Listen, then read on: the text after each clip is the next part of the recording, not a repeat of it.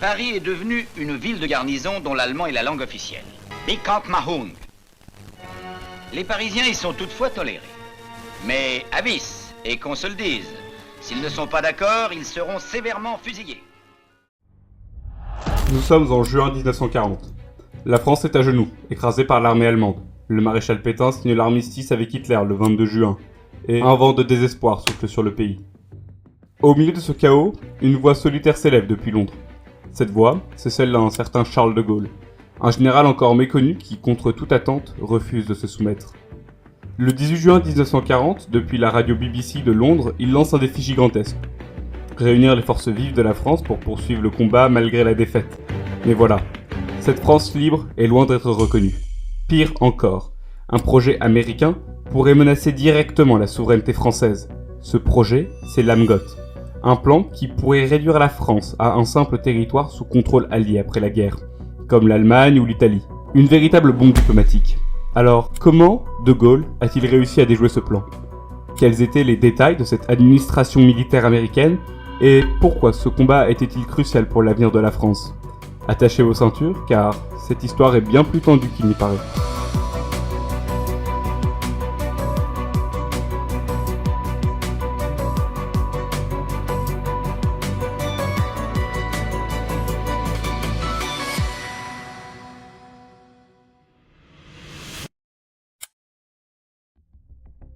Pour comprendre la tension autour de l'AMGOT, il faut d'abord revenir à l'été 1940. La défaite française face à l'Allemagne nazie a été rapide et humiliante. À Vichy, le maréchal Pétain met en place un régime autoritaire et collabore avec l'occupant. Pendant ce temps, en Angleterre, Charles de Gaulle tente de rassembler ceux qui refusent cette capitulation. Mais la tâche est immense. La France libre, au départ, c'est quoi ? Quelques volontaires, des colonies hésitantes et beaucoup de méfiance. Même chez les Alliés, de Gaulle est perçu comme un outsider. Les Britanniques, sous la direction de Churchill, le soutiennent, mais ce soutien est pragmatique. Pour eux, de Gaulle est surtout utile pour donner un visage à la résistance française. Et les Américains alors ? Ils ne croient pas à la France libre. Pire, jusqu'en 1942, ils continuent à considérer Pétain comme un interlocuteur légitime. Franklin Roosevelt, le président américain, reste sceptique face à de Gaulle, qu'il trouve arrogant et autoritaire. Malgré tout, de Gaulle multiplie les coups d'éclat pour légitimer son mouvement.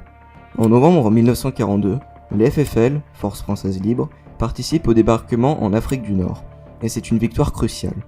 Mais attention, cette victoire n'est pas seulement militaire, elle permet à de Gaulle de renforcer son emprise sur les colonies françaises et de poser un pied ferme dans le camp allié. Mais c'est là que le véritable défi commence, car, dans l'ombre, un plan américain se prépare, un plan qui pourrait éclipser la France libre et reléguer de Gaulle au second plan. Le plan AMGOT, pour Allied Military Government of Occupied Territories, est pensé dès 1942 par les Américains. Son objectif ? Administrer directement les territoires libérés par les forces alliées, et notamment la France. Alors concrètement, que prévoit l'AMGOT ? Il faut savoir que ce projet d'AMGOT n'était pas uniquement destiné à être appliqué en France. En effet, en juillet 1943, l'AMGOT est instauré en Sicile, après le débarquement allié pour administrer les zones libérées. Le 3 septembre 1943, après l'armistice italien, l'AMGOT s'étend à d'autres parties du pays sous contrôle allié. En octobre 1943, il est utilisé pour gérer Naples, confronté à des crises humanitaires graves. Progressivement, l'administration civile italienne reprend ses fonctions sous la supervision des Alliés. En 1945, à la fin de la guerre, l'AMGOT est dissous, laissant place à une gestion entièrement italienne. Mais comment l'AMGOT aurait-il dû réellement fonctionner ? Une administration militaire américaine aurait été mise en place dès que les troupes alliées auraient pris le contrôle d'un territoire. Les préfets, les maires et les fonctionnaires locaux auraient été remplacés par des officiers américains. Ensuite, pour éviter tout risque d'instabilité économique, les Américains avaient prévu d'introduire une nouvelle monnaie, les fameux billets AMGOT. Ces billets, imprimés aux États-Unis, auraient circulé à la place du franc français. Imaginez l'impact symbolique, une monnaie étrangère dans les poches des Français. Mais ce n'est pas tout. Les Américains voulaient également contrôler les infrastructures stratégiques, comme les ports, les chemins de fer et même l'approvisionnement en nourriture. Leur logique était simple. La France était un pays en ruine, incapable de se gouverner seul. Pour de Gaulle, ce plan était tout simplement inacceptable. Pourquoi ? parce qu'il réduisait la France à un territoire sous tutelle étrangère. Aux yeux du général, cela revenait à nier l'existence même de la France libre et à effacer des années de résistance contre l'occupant nazi. Le point culminant de cette tension se produit en 1944, lors du débarquement en Normandie. Les Américains, qui ont une force militaire écrasante, hésitent à reconnaître le rôle du gouvernement provisoire dirigé par De Gaulle. Ils veulent instaurer l'AMGOT sur les territoires libérés.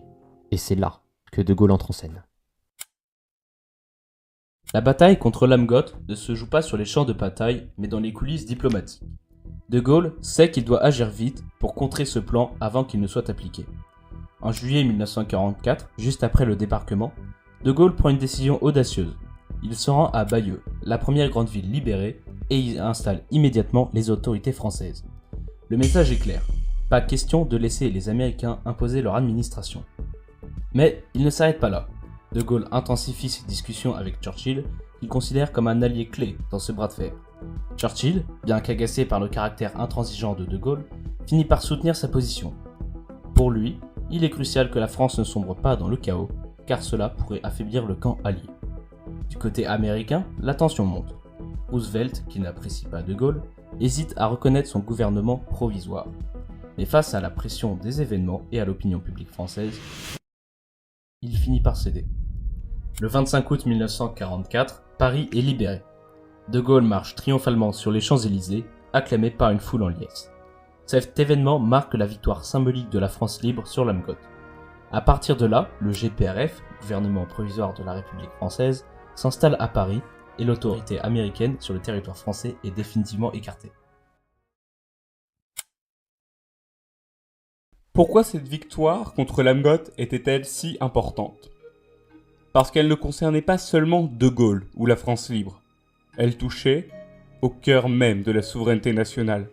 Si l'AMGOT avait été appliquée, la France aurait été perçue comme un pays incapable de se gouverner, un territoire à reconstruire sous tutelle étrangère. Cela aurait affaibli la position de la France sur la scène internationale et compromis son rôle dans l'après-guerre. Aussi, son statut d'État souverain aurait été remis en cause et aurait pu subir le même sort que l'Allemagne nazie au sortir de la guerre. En repoussant ce plan, De Gaulle a réaffirmé que la France, malgré ses faiblesses, restait un acteur majeur. Cette affirmation de souveraineté a permis à la France de siéger parmi les vainqueurs de la guerre.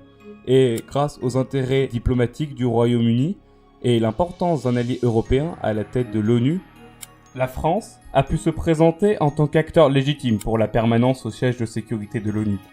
Mais l'héritage de cette lutte va au-delà de la diplomatie. Elle symbolise la capacité d'un peuple à se relever face à l'adversité et à défendre son indépendance.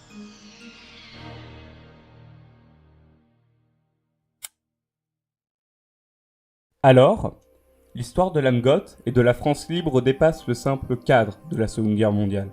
Elle illustre un affrontement décisif entre contrôle étranger et souveraineté nationale, où chaque décision a pesé sur l'avenir du pays. Sans la résistance politique et militaire de la France libre, le destin de la nation aurait pu basculer vers une administration bien différente. Cet épisode rappelle à quel point l'indépendance d'un pays repose sur la détermination de ceux qui refusent de la voir disparaître. Et aujourd'hui, quand vous marchez dans une rue de Paris ou que vous regardez les Champs-Élysées, souvenez-vous. Paris, Paris outragé, Paris brisé, Paris martyrisé, mais Paris libéré. Tout cela aurait pu être très différent, sans la détermination d'un homme et d'un peuple.